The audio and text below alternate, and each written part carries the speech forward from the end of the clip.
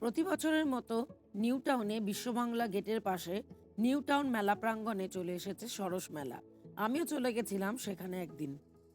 পশ্চিমবঙ্গ সরকারের উদ্যোগে এই মেলাটি আয়োজন করা হয়।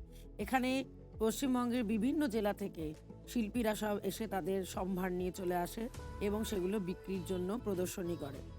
শুধু পশ্চিমবঙ্গই নয়, ভারতবর্ষের বিভিন্ন রাজ্য থেকেও বিভিন্ন স্টল এখানে আসে।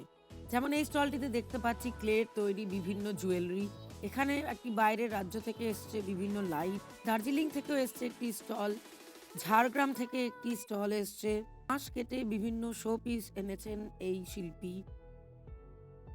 পোড়ামাটির কিছু মূর্তি ও গামছাও এই স্টলে রেখেছে।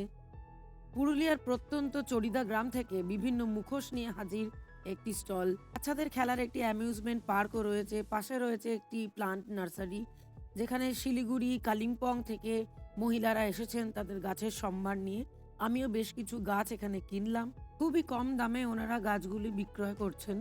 বিভিন্ন রকম গাছ যেগুলি এখানে সচরাচর পাওয়া যায় না, সেই সব গাছ ওনারা নিয়ে এসেছেন।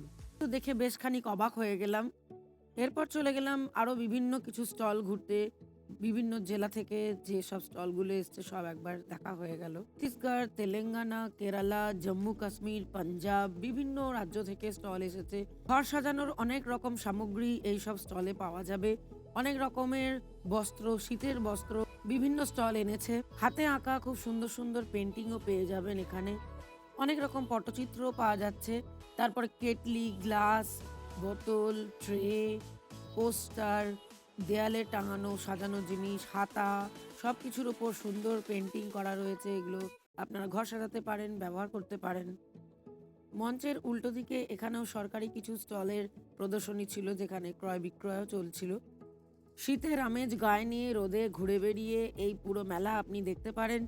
প্রত্যন্ত গ্রাম থেকেও অনেক ছোট ছোট শিল্পী এসেছেন, যারা তাদের বড়ি, চুষি পিঠে এইসব বিক্রি করছেন।